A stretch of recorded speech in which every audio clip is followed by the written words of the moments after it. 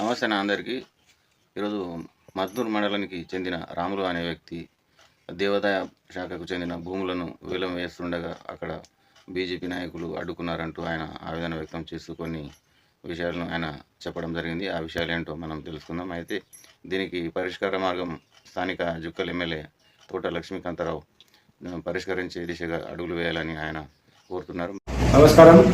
48 survey number 148/1 అందులో 7 ఎకరాల 8 గుంటలు, అదేవిధంగా 148/2 అందులో కూడా 7 ఎకరాల 8 గుంటలు, మొత్తము 14 ఎకరాల 16 గుంటల భూమికి కౌలు కొరకు వేలం వేయడానికి రావడం జరిగింది.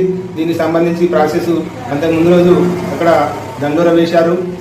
మరి వేలంలో ఎవరైనా పాల్గొనొచ్చు అంటే నేను కూడా మరి వేలంలో పాల్గొనడానికి వెళ్ళాను. పత్రికలలో వార్తలు కూడా రావడం జరిగింది.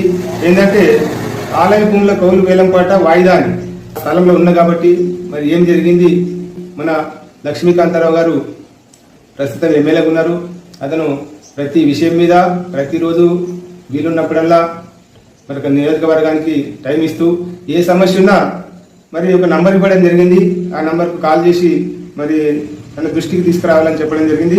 ఆ నంబరు 8886669323. ఎక్కడ సైలెన్స్ అయిపోయిన తర్వాత మళ్ళీ రెవెన్యూ రికార్డులో మరి మన దేవుని పేరు కొట్టేసి ఈయన పేరు రాసుకోవడం జరిగింది. ఈయన పేరు రాసుకుంటే మరి ఆయన కానీ యూజ్ చేసుకోవాలి కదా. అది కాకుండా మహారాష్ట్రకు చెందిన ఒక వ్యక్తికి ఈ 14 ఎకరాల 16 గుంటల భూమి అమ్మేయడం జరిగింది. మరి అమ్మేటప్పుడు కూడా ఆ మహారాష్ట్రకు చెందిన కొన్ని వ్యక్తి అప్పుడు ఏమన్నాడంటే మరి ఇక్కడ వీళ్ళందరూ దేవుని ఉన్నది అంటున్నారు, మరి ఎట్లా అంటే ఒకవేళ దేవునికి పోతే నా సొంత భూమి ఇస్తానని చెప్పేసి మార్పిచ్చి ఆయనకు అమ్మడం జరిగింది.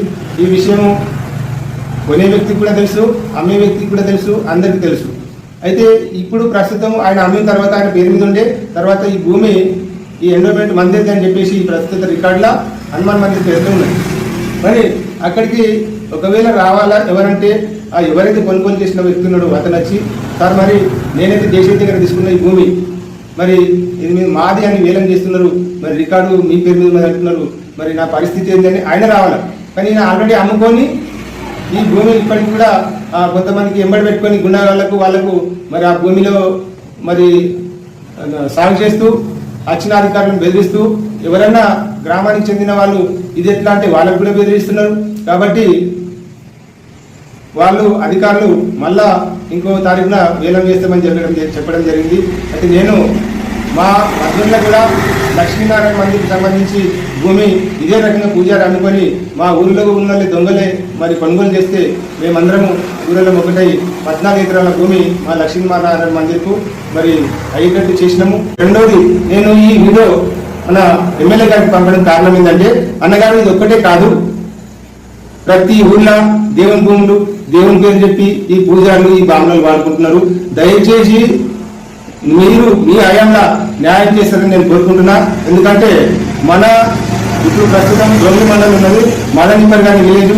అక్కడైతే ఎంత సిగ్గుచేయన విషయం అంటే అక్కడ ప్రభుత్వమే కొనుగోలు చేసి 10 ఎకరాల భూమి దళితుల ఇళ్ల కొరకు ఇళ్ల పట్టాలు కేటాయించి వాళ్ళకు అర్థం కూడా పార్టీ ఇచ్చినప్పటికీ ఎవరైతే అమ్మిందో వాళ్ళు మళ్ళా అర్థం పీకేసి ఇప్పటికి కూడా వాళ్ళే కబ్జాలు. దయచేసి ఈ విషయం కూడా వెంబడే సీరియస్గా తీసుకొని అది ప్రభుత్వానికి చెందిన భూమి ప్రభుత్వం కొనుగోలు చేసింది కాబట్టి మన అక్కడ ఉన్న బీద వాళ్లకు ఆ ఇళ్ల పల్ల స్థలాలు కేటాయిస్తామని చెప్పినాం కాబట్టి దాన్ని కూడా వెంబడే దృష్టి పెట్టి దాన్ని స్వాధీనపరుచుకొని మన దళితులు కానీ పేదవారికి కానీ వారికి పంచిపెట్టాలని కోరుతున్నా. అదేవిధంగా ఈ మన కౌలాస్లో ఒక చిన్న గుడి ఉంటుంది, దాని పేరు మీద దగ్గర 90 ఎకరాల పైన భూమి ఉంటుంది. అక్కడ కూడా ఒక బామరాయన ఏం చేసిందంటే ఆయనకు పూజ కూడా చేయడు, ఆయన ఇక్కడ ఉండడు, పూజకు కూడా దానికి తెలియదు. కాకపోతే ఆయననే మొత్తం 90 ఎకరాలు వాడుకుంటున్నారు. ఈ విషయం కూడా దానికి సంబంధించి భూమి అక్కడ మానిపూర్లు ఉంటే వాళ్ళు కూడా నాకు తెలిస్తే నేను అక్కడ పోయి అది కూడా దేవునికి చెందేటట్టు చేయడం జరిగింది.